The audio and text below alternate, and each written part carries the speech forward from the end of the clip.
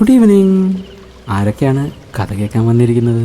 ഇന്ന് ഞാൻ പറയാൻ പോകുന്ന കഥ ലോകത്തിൽ ഇന്ന് ജീവിച്ചിരിക്കുന്നതും മരിച്ചു പോയിട്ടുള്ള ആൾക്കാരും എല്ലാം കേട്ടിട്ടുള്ള ഒരു ഫേമസ് കഥയുടെ ഒരു പോർഷനാണ് ഇന്ന് ഞാൻ പറയാൻ പോകുന്നത്. അപ്പോൾ അങ്ങനെയുള്ള കഥ മക്കൾക്ക് കേൾക്കണമെന്ന് ആഗ്രഹമുണ്ടോ? അങ്ങനെ ആഗ്രഹം ഉണ്ടെങ്കിൽ ഈ കഥ മൊത്തമായിട്ട് മക്കൾ കേൾക്കണം. അപ്പോൾ ഈ കഥയിൽ എന്താണ് പറയാൻ പോകുന്നതെന്ന് വെച്ച് കഴിഞ്ഞ് കഴിഞ്ഞാൽ, ഈ കഥ പറയുന്നതിന് മുന്നേ ഒരു കാര്യം എനിക്ക് നിങ്ങളുടെ അടുത്ത് പറയാനുണ്ട്. പലരും ഈ കഥ കറക്റ്റാണ് എന്ന് പറയുന്നവരുണ്ട്. ചിലവർ പറയും ഈ കഥ സയൻറ്റിഫിക്കലി ശാസ്ത്രപ്രകാരം കറക്റ്റല്ല എന്നുള്ളതും പറയും. പക്ഷേ ഇത് നടന്ന സംഭവമായിട്ടാണ് ബൈബിളിൽ പറഞ്ഞിരിക്കുന്നത്. അപ്പോൾ അതിൻ്റെ ബേസിലാണ് ഈ കഥ ഞാൻ നിങ്ങളുടെ മുന്നിൽ പറയാൻ പോകുന്നത്. അപ്പോൾ ഇന്ന് നമ്മൾ പറയാൻ പോകുന്ന കഥ, ഇതിനു മുന്നേ നമ്മൾ കേട്ട ഒരു കഥയുണ്ടായിരുന്നു. ഒരു ദൂതൻ വന്നിട്ട് പ്രത്യക്ഷപ്പെട്ട് കാര്യങ്ങൾ പറഞ്ഞതിന് ശേഷം യോഹന്നാൻ എന്ന ഒരു കുഞ്ഞുണ്ടാവുന്നത് എന്ന ഒരു കഥ നമ്മൾ കേട്ടിട്ടുണ്ടായിരുന്നു. അതേപോലെ വരുന്ന ഒരു കഥയാണ് ഇന്ന് ഞാൻ പറയാൻ പോകുന്നത്. അപ്പോൾ ഈ കഥ സംഭവിക്കുന്നത് ഏകദേശം ഈ യോഹന്നാൻ്റെ കാര്യം ദൂതൻ വന്ന് അവൻ്റെ അപ്പൻ്റെ അടുത്ത് പറയുന്ന സമയത്താണ്. അതിനുശേഷമാണ് ഇങ്ങനെ ഒരു കാര്യവും സംഭവിക്കുന്നത്. അപ്പോൾ എന്താണ് സംഭവിച്ചതെന്നുള്ളത് നമുക്ക് കേൾക്കാം. ഈ കഥ നടക്കുന്നത് നസറേത്ത് എന്നുള്ള പട്ടണത്തിൽ വെച്ചാണ്. നസറേത്ത് എന്ന ഗലീല പട്ടണത്തിലുള്ള ഒരു സ്ഥലത്ത് വെച്ചാണ് ഈ കഥ നടക്കുന്നത്. അപ്പോൾ ഈ കഥയിൽ ആരൊക്കെ ഉണ്ട് എന്ന് വെച്ച് കഴിഞ്ഞ് കഴിഞ്ഞാൽ, ഒരു യോസേഫ് എന്ന് പറഞ്ഞ ഒരാളും ഉണ്ട്. അതേപോലെ തന്നെ അയാൾ വിവാഹം ചെയ്യണം. അപ്പോൾ കല്യാണം കഴിഞ്ഞിട്ടില്ല. കല്യാണം കഴിക്കാത്ത യോസേഫാണ്. യോസേഫിന് കല്യാണം ഉറപ്പിച്ചു, എൻഗേജ്മെൻ്റ് ആയി എന്നാണ് പറയുന്നത്. അപ്പോൾ ഉറപ്പിച്ചിരിക്കുന്നത് ഒരു പെൺകുട്ടിയായിട്ടാണ്. ആ പെൺകുട്ടിയുടെ പേര് മറിയ എന്നാണ്. അപ്പോൾ മറിയയും യോസേഫും ഒരുമിച്ച് ജീവിക്കാൻ തുടങ്ങിയിട്ടില്ല. അങ്ങനെ ജീവിച്ചുകൊണ്ടിരിക്കുന്ന സമയത്ത് ഒരു ദിവസം മറിയയുടെ മുന്നിൽ വന്നിട്ട് ഒരു ദൂതൻ പ്രത്യക്ഷപ്പെട്ടു. എന്താ പ്രത്യക്ഷപ്പെട്ടെ? ഒരു ദൂതൻ പ്രത്യക്ഷപ്പെട്ടു, ഒരു ഏഞ്ചൽ പ്രത്യക്ഷപ്പെട്ടു. മക്കൾ കണ്ടിട്ടുണ്ടോ ഏഞ്ചലിനെ? മക്കളുടെ ജീവിതത്തിൽ ഏതെങ്കിലും ഏഞ്ചൽ വന്നിട്ടുണ്ടോ? അപ്പോൾ അന്നത്തെ കാലത്തെല്ലാം ഈ ഏഞ്ചൽ എന്ന് പറയുന്നത് എന്താണ് എന്ന് വെച്ച് കഴിഞ്ഞാൽ, ദൈവത്തിന് പറയാനുള്ള കാര്യങ്ങളെ അറിയിക്കാൻ വേണ്ടി ഉപയോഗിച്ചിരുന്ന ഒരു മാർഗമായിരുന്നു ദൈവത്തിൻ്റെ ദൂതന്മാരെ അയക്കുന്നത്. അപ്പോൾ ദൈവത്തിൻ്റെ ദൂതന്മാരെ ദൈവം ആരുടെ അടുത്ത് എന്താണോ പറയണേ അങ്ങനെ പറയേണ്ടത്, അങ്ങനെയുള്ളവരുടെ അടുത്തോട്ട് ദൈവത്തിൻ്റെ ദൂതന്മാരെ അയക്കുമായിരുന്നു. അപ്പോൾ അങ്ങനെ ദൈവം അയച്ച ഒരു ദൂതൻ ആയിരുന്നു ഗബ്രിയേൽ. ഈ ഗബ്രിയേൽ ദൂതൻ ഈ ഗലീല പട്ടണത്തിൽ നസ്രയത്തിലുള്ള യോസേഫിന് കല്യാണം നിശ്ചയിച്ചിരുന്ന മറിയയുടെ അടുത്ത് പ്രത്യക്ഷപ്പെട്ടു. അപ്പോൾ ഒരു ദൂതൻ പ്രത്യക്ഷപ്പെട്ടു കഴിഞ്ഞപ്പോൾ മറിയ ശരിക്കും പേടിച്ചു പോയി. പെട്ടെന്നൊരാൾ വന്ന് പ്രത്യക്ഷപ്പെടുന്നു. നമ്മൾ ഈ മാജിക്കൊക്കെ കാണിക്കില്ലേ, അതുപോലെ പെട്ടെന്ന് വന്ന് പ്രത്യക്ഷപ്പെടുന്നു. അങ്ങനെ പ്രത്യക്ഷപ്പെട്ടിട്ട് ഈ മറിയയുടെ അടുത്ത് ആ ദൂതൻ പറഞ്ഞു, കൃപ ലഭിച്ചവളെ നിനക്ക് വന്ദനം, കർത്താവ് നിൻ്റെ കൂടെയുണ്ട് എന്ന് പറഞ്ഞു. എന്താ പറഞ്ഞ്?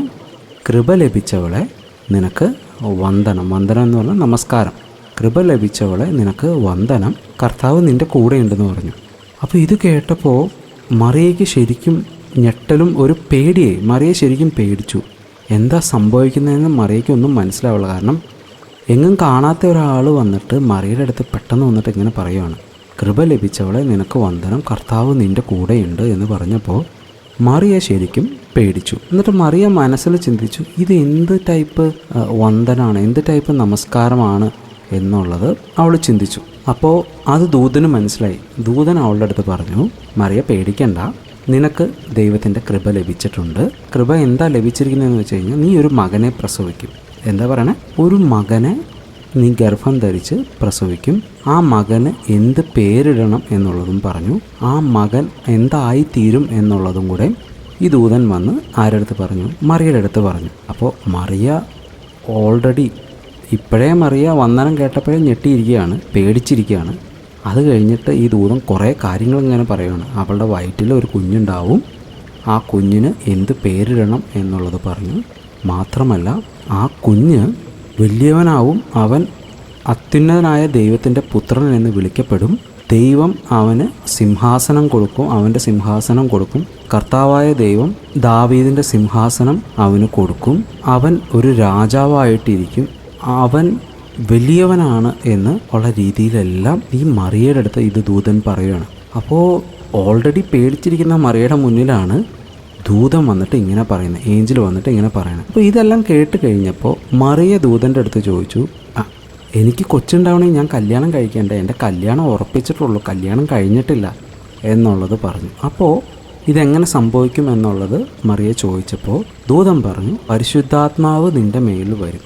അപ്പോൾ ദൈവത്തിൻ്റെ ആത്മാവ് മറിയയുടെ മേലിൽ വന്നിട്ട് മറിയ ഗർഭം ധരിച്ച് ഒരു മകനെ പ്രസവിക്കും, ഒരു മകനുണ്ടാവും എന്നാണ് ദൂതൻ ആരുടെ അടുത്ത് പറഞ്ഞത്? മറിയയുടെ അടുത്ത് പറഞ്ഞത്. ഈ ദൂതൻ ലാസ്റ്റ് പറഞ്ഞ കാര്യം മറിയയ്ക്ക് അത്ര വിശ്വാസമായില്ല. എന്ന് പറഞ്ഞാൽ കല്യാണം കഴിക്കാണ്ട് കുഞ്ഞുണ്ടാവുന്ന കാര്യം ഒരു ഡൗട്ട് വന്നു. അപ്പോൾ ദൂതൻ പറഞ്ഞു, ദൈവത്താൽ അസാധ്യമായിട്ട് ഒരു കാര്യവും ഇല്ല എന്നുള്ളത് പറഞ്ഞു. എന്താ പറഞ്ഞേ? നമ്മുടെ ദൈവത്താൽ അസാധ്യമായിട്ട് ഒന്നുമില്ല എന്നുള്ളത് ഉത്തരം പറഞ്ഞു. ദൂതൻ പറഞ്ഞപ്പോൾ മറിയയ്ക്ക് അത് വിശ്വാസമായി. അതിന് അങ്ങനെ ഒരു കാര്യം ദൂതൻ പറഞ്ഞു, അതുകൊണ്ട് മറിയയ്ക്ക് അത് വിശ്വാസമായി. മറിയ പിന്നീട് ദൈവത്തിന് അസാധ്യമായിട്ട് ഒന്നുമില്ല എന്ന് ദൂതൻ പറഞ്ഞപ്പോൾ മറിയ പറഞ്ഞു, ഇതാ ഞാൻ ദൈവത്തിൻ്റെ ദാസി, നിൻ്റെ വാക്ക് പോലെ കാര്യങ്ങൾ സംഭവിക്കട്ടെ എന്ന് പറഞ്ഞു. അങ്ങനെ പറഞ്ഞു കഴിഞ്ഞപ്പോൾ ദൂതൻ അവിടുന്ന് പോയി. അപ്പോൾ ഇവിടെ നമ്മൾ നോക്കുമ്പോൾ ഈ മറിയ വിവാഹം കഴിക്കാണ്ട് നിശ്ചയം എൻഗേജ്മെൻറ്റ് മാത്രമേ നടന്നിട്ടുള്ളൂ. അങ്ങനെയുള്ള മറിയയുടെ അടുത്ത് വന്ന് ദൂതൻ ഇത് പറഞ്ഞപ്പോൾ ആദ്യം പേടിച്ചു, പിന്നീട് സംശയങ്ങൾ ഉണ്ടായി. എങ്കിലും ദൂതൻ പറഞ്ഞ കാര്യം മറിയ അപാടെ അംഗീകരിച്ചു, അനുസരിച്ചു. അത് അനുസരിക്കാനുണ്ടായ കാരണം എന്തായിരുന്നു അനുസരിക്കാനുണ്ടായ കാരണം? ദൈവത്താൽ അസാധ്യമായിട്ട് ഒന്നുമില്ല എന്നുള്ളത് മറിയ വിശ്വസിച്ചു. ഓക്കെ, ദൂതൻ അത് പറഞ്ഞപ്പോൾ മറിയ അത് വിശ്വസിച്ചു. അപ്പോൾ അങ്ങനെ മറിയ വിശ്വസിച്ചു. അപ്പോൾ നമ്മൾ വിശ്വസിക്കുന്ന ഈ ദൈവത്താൽ അസാധ്യമായിട്ട് ഒരു കാര്യമില്ല. സയൻസിന് ചെയ്യാൻ പറ്റാത്ത അനേക കാര്യങ്ങളുണ്ടാവും, അല്ലെങ്കിൽ മനുഷ്യർക്ക് ചെയ്ത് കണ്ടുപിടിക്കാൻ പറ്റാത്ത അനേക കാര്യങ്ങൾ ഇന്നും ഈ ഭൂമിയിലുണ്ട്. പക്ഷെ അതെല്ലാം ചെയ്യാനും നടത്താനും കഴിവുള്ള, എല്ലാ കാര്യങ്ങളും ചെയ്യാൻ കഴിവുള്ള ആളാണ് നമ്മൾ വിശ്വസിക്കുന്ന, നമ്മൾ പ്രാർത്ഥിക്കുന്ന ദൈവം. അപ്പോൾ അങ്ങനെയുള്ള ദൈവത്തിൻ്റെ മക്കളായിട്ടാണ് നമ്മളിവിടെ ജീവിക്കുന്നത്. അപ്പോൾ എന്തെങ്കിലും പ്രശ്നങ്ങൾ നമ്മുടെ ജീവിതത്തിൽ ഉണ്ടാവുമ്പോൾ പേടിക്കണ്ട. കാരണം നമ്മുടെ ദൈവത്താൽ അസാധ്യമായത്, നമ്മുടെ ദൈവത്തിന് ചെയ്യാൻ പറ്റാത്ത ഒരു കാര്യങ്ങളില്ല. നമ്മൾ ദൈവത്തിൻ്റെ പല കാര്യങ്ങളും കഥകൾ കേട്ടിട്ടില്ലേ? കാനാവിലെ കല്യാണത്തിന് വീഞ്ഞ് ഉണ്ടാക്കി, വെള്ളം വീഞ്ഞാക്കി, 5 അപ്പവും 2 മീനും കൊണ്ട് 5000 പേരെ പോഷിപ്പിച്ചു, പലരുടെ രോഗം മാറ്റി, അങ്ങനെ പല കാര്യങ്ങളും കേട്ടിട്ടില്ലേ? അതേപോലെ കഴിവുള്ള ഈ ദൈവത്തെയാണ് നമ്മൾ വിശ്വസിക്കുന്നത്. അപ്പോൾ മറിയയുടെ ജീവിതത്തിൽ ഇങ്ങനെ സംഭവിച്ചു. മറിയയുടെ ജീവിതത്തിൽ ഇങ്ങനെ ദൂതം വന്ന കാര്യങ്ങളെല്ലാം പറഞ്ഞു പോയി. ഇതേപോലെ ഇന്ന് മക്കളുടെ മുന്നിൽ ഒരു ദൂതം വന്നിട്ട് പ്രത്യക്ഷപ്പെട്ടാൽ മക്കൾ എന്തായിരിക്കും ദൂതൻ്റെ അടുത്ത് ചോദിക്കുക? എന്തെങ്കിലും ചോദിക്കുമോ? അതോ ദൂതം പറയണത് മാത്രം കേട്ടിരിക്കുമോ? ഒന്ന് ആലോചിച്ച് നോക്കിയേ. അപ്പോൾ ദൂതം വന്ന് പറഞ്ഞ കാര്യങ്ങളെല്ലാം പറഞ്ഞു പോയി. അതിനുശേഷം മറിയയ്ക്ക് കൊച്ചുണ്ടായോ? എന്തായിരിക്കും? മറിയ മാത്രമേ ഇത് അറിഞ്ഞിട്ടുള്ളൂ. യോസേഫ് മറിയനെ കല്യാണം കഴിക്കാനുള്ള ആളാണ്. പുള്ളി ഈ വിഷയങ്ങളൊന്നും അറിഞ്ഞിട്ടില്ല. മറിയയുടെ അടുത്ത് മാത്രമാണ് ദൂതം വന്ന് പറഞ്ഞത്. അപ്പോൾ ദൂതം പറഞ്ഞ കാര്യങ്ങളുടെ പ്രകാരം മറിയയ്ക്ക് ഒരു കൊച്ചുണ്ടാവൂ?